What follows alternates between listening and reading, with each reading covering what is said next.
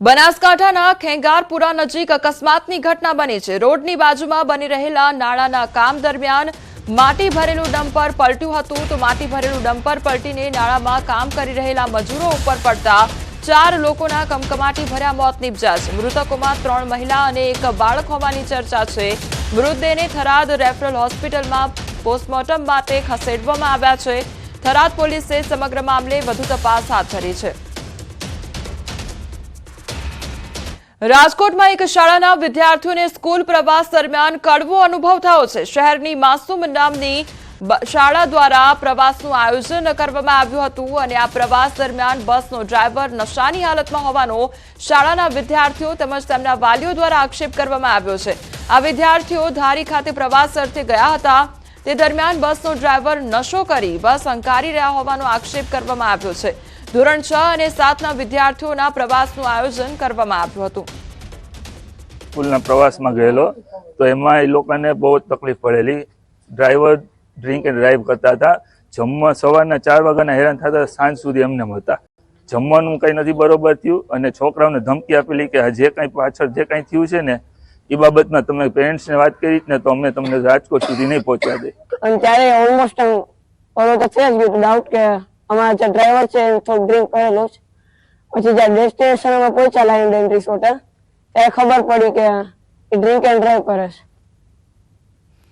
અંબાજીમાં ડિમોલેશન મુદ્દે એમએલએ અને એસપી વચ્ચે બોલાચાલી થઈ ગઈ અને કાંતિ ખરાડીએ કહ્યું તો અમે મંત્રીઓને પ્રવેશવા નહીં દઈએ। એસપીએ કહ્યું તમે ધમકી આપતા હોય તો હું મારી રીતે કાર્યવાહી કરીશ। મહત્વનું છે કે અંબાજીમાં 1200 કરોડના ખર્ચે શક્તિ કોરિડોર પ્રોજેક્ટ અંતર્ગત દબાણ હટાવવાની કામગીરી કરાવવામાં આવી રહી હતી અને રબારીવાસમાં છેલ્લા 8-10 દિવસથી 89 જેટલા અસરગ્રસ્તો ખુલ્લામાં રહેવા મજબૂર બન્યા છે। આ મામલે કોંગ્રેસના નેતાઓએ મુલાકાત લીધી હતી। આ મામલે પોલીસ અને ધારાસભ્ય વચ્ચે બોલાચાલીમાં ધારાસભ્ય કાંતિભાઈ ખરાડીએ ઉશ્કેરાટમાં આવીને જાહેર કર્યું કે જો અસરગ્રસ્તોને યોગ્ય વ્યવસ્થા નહીં મળે તો કોઈ પણ મંત્રીને અંબાજીમાં પ્રવેશવા દેવામાં નહીં આવે। આ દરમિયાન બનાસકાંઠા જિલ્લા એસપી અક્ષયરાજ મકવાણા અને દાંતા પ્રાંત અધિકારી પણ સ્થળ પર પહોંચ્યા હતા। અધિકારીઓએ અસરગ્રસ્તોને વૈકલ્પિક વ્યવસ્થા અને પ્રધાનમંત્રી આવાસ યોજના હેઠળ મકાનો આપવાની બાંહેધરી આપી હતી। મુખ્યમંત્રી ભૂપેન્દ્ર પટેલ આજે અંબાજી પહોંચશે અને જ્યાં નવનિર્મિત સંસ્કૃત મહાવિદ્યાલયનું લોકાર્પણ તેમના હસ્તે કરવામાં આવશે। અંબાજી મંદિર ટ્રસ્ટ દ્વારા ₹13 કરોડના ખર્ચે આ મહાવિદ્યાલય બનાવવામાં આવી છે। અનેક સુવિધાઓથી સજ્જ મંદિર ટ્રસ્ટના સ્વભંડોળમાંથી વિદ્યાલય સાથે છાત્રાલય પણ બનાવાયું છે। વિદ્યાલયમાં 150 જેટલા વિદ્યાર્થીઓ શિક્ષણ સાથે આવાસનો સમાવેશ કરવામાં આવ્યો છે। આ મહાવિદ્યાલયમાં કર્મકાંડ, જ્યોતિષ, વેદ પુરાણ, ધર્મશાસ્ત્ર સહિત ઉપનિષદનું જ્ઞાન આપવામાં આવશે। મહાવિદ્યાલયમાં મલ્ટીપર્પઝ હોલ, 10 વર્ગખંડો, છાત્રાલય માટે 49 જેટલી રૂમ અને લાઇબ્રેરી, પ્રાર્થના હોલ, ભોજન કક્ષ, કોમ્પ્યુટર લેબ સહિત યજ્ઞશાળા સહિતની સુવિધાઓ ઊભી કરવામાં આવી છે। આ સંસ્કૃત પાઠશાળા લગભગ 13 કરોડ રૂપિયાના ખર્ચે મંદિર ટ્રસ્ટ દ્વારા બનાવવામાં આવેલી છે અને એકદમ સુખ સગવડોથી સુસજ્જ આ પાઠશાળા છે। વિવિધ પ્રકારની પ્રયોગશાળાઓ, યંત્ર પ્રયોગશાળા, જ્યોતિષ લેબ, ભાષા લેબ, આ તમામ પ્રકારની સુવિધાઓથી અને હું એમ કહીશ કે ગુજરાતની અતિ આધુનિક પાઠશાળા હોય એવી આ પાઠશાળાનું નિર્માણ મંદિર ટ્રસ્ટ દ્વારા કરવામાં આવ્યું છે। અમિત શાહના નિવાસસ્થાને મહત્વની બેઠક અને દિલ્હીના પરિણામ અંગે 11 વાગે બેઠક યોજાશે। બેઠકમાં જેપી નડ્ડા સહિતના દિગ્ગજો હાજર રહેશે તો આ ઉપરાંત દિલ્હી ભાજપ પ્રમુખ વિરેન્દ્ર સચદેવા, ચૂંટણી પ્રભારી વૈજયંત જયપેન્દ્ર અને દિલ્હીના કેટલાક અન્ય નેતાઓ પણ હાજર રહેશે। મહત્વની બેઠકનું આયોજન કરવામાં આવ્યું છે અને 11 કલાકે આ બેઠક યોજાશે। દિલ્હીના પરિણામ અંગે આ બેઠકનું આયોજન કરવામાં આવ્યું છે।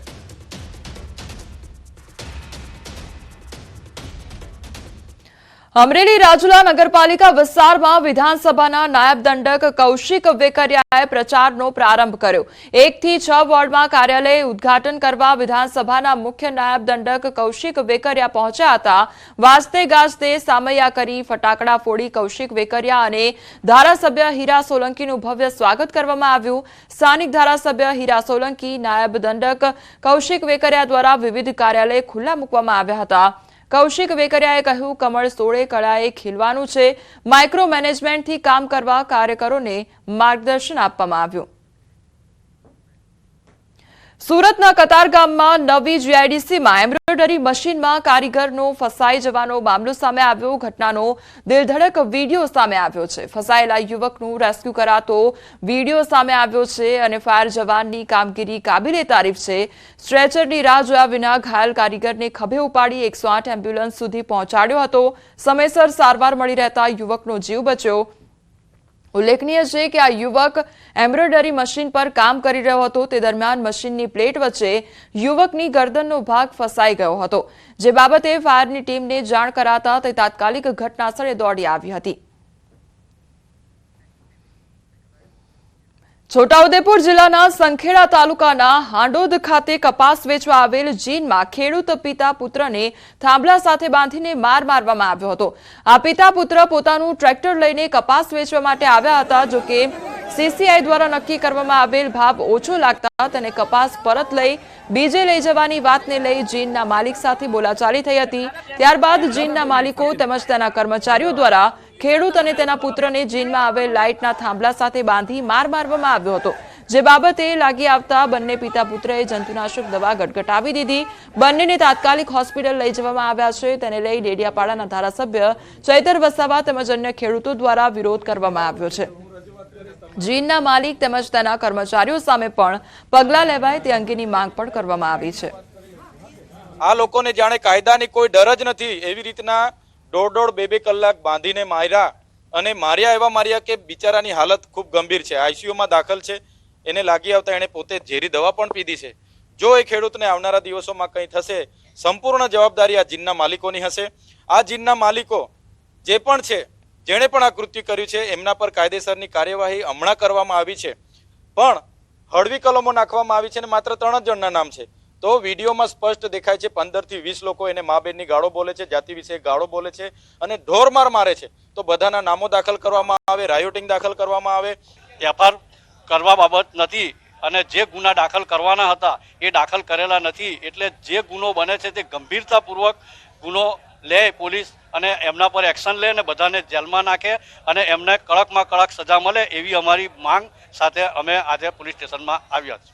એસીપી સાહેબે બાંહેધરી આપી છે કે આ સંદર્ભે જે પણ ગુનામાં સંડોવેલા છે તે બધાને વિડીયો જોઈ અને બધાને નામ દાખલ કરવામાં આવશે અને યોગ્ય કલમો જે હશે, જે ગુનાહિત કૃત્ય કર્યું છે એમાં જે કલમો લગાવવા લાયક છે તે બધી લગાવી એમના પર કાયદેસરની કાર્યવાહી કરવાની બાંહેધરી આપેલી છે. આજે नसवाड़ी पुलिस स्टेशन से बोडेली पुलिस स्टेशन से भी स्टाफ को बुलाया है कि कुछ बनाव ना बने.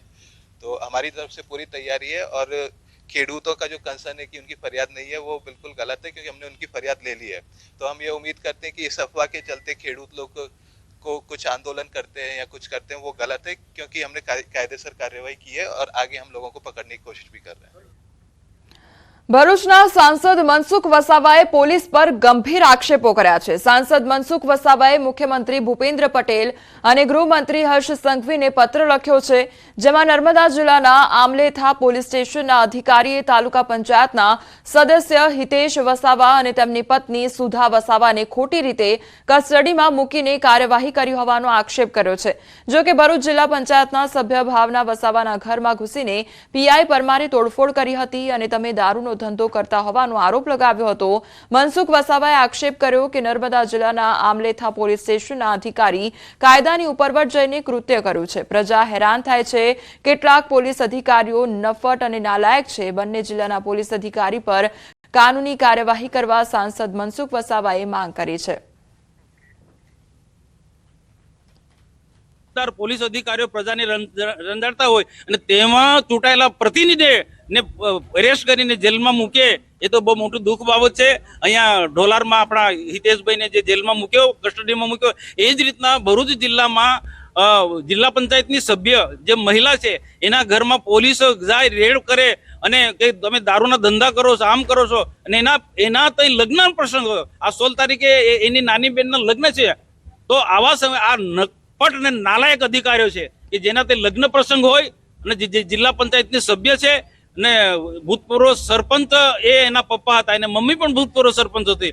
તો તો આની સાથે આ પ્રકારનું જે વર્તન કરે અને બાકીના અંગારેશ્વર ગામના જે સરપંચ હતા, આદિવાસી સરપંચ, અને ખાસ કરીને આ નાલાયક જે પોલીસવાળા છે એ આદિવાસી જે ગરીબ જે પ્રજા છે એમના પર રંજાડે છે. એટલા માટે મુખ્યમંત્રીને પત્ર લખવાની ફરજ પડે છે. બહુચરાજીના પૂર્વ ધારાસભ્ય ભરતજી ઠાકોરે મુખ્યમંત્રીને રજૂઆત કરી અને ગુજરાત ક્ષત્રિય ઠાકોર સેનાના આંદોલન દરમિયાન યુવાનો પર જે કેસ થયા તે પરત ખેંચવા લેખિતમાં રજૂઆત કરી. પાટીદાર સમાજના યુવાનોના કેસ પરત ખેંચ્યા, તેમ ઠાકોર સમાજ, ઓબીસી સમાજના યુવાનો પર થયેલા કેસ પરત ખેંચવા રજૂઆત કરી. પત્રમાં રજૂઆત કરી કે આંદોલન દરમિયાન કોઈપણ સરકારી મિલકતોને નુકસાન કે કોઈપણ પ્રકારનો કાયદો હાથમાં લીધો નથી, છતાં ઠાકોર સમાજ અને ઓબીસી સમાજના યુવાનો પર ખોટા કેસ કરવામાં આવ્યા, જેની મુદત હજુ પણ ચાલી રહી છે. અને અમારા ક્ષત્રિય ઠાકોર સમાજના યુવાને કોઈ સરકારી પ્રોપર્ટી કે મિલકતને કોઈ નુકસાન પણ નથી કર્યું અને કોઈ સરકારી અધિકારીને કોઈ કાયદાનું કોઈ કાયદો પણ હાથમાં નથી લીધો. ત્યારે માન્ય મુખ્યમંત્રી શ્રીને આજે વિનંતી સાથે પત્ર લખ્યો છે કે અમારા યુવાનો પર જે પણ ખોટા કેસો થયા છે એ પણ પાછા ખેંચો એવી વિનંતી પણ કરી છે. હાલ સમાચારોમાં રોકાઈશું એક બ્રેક માટે.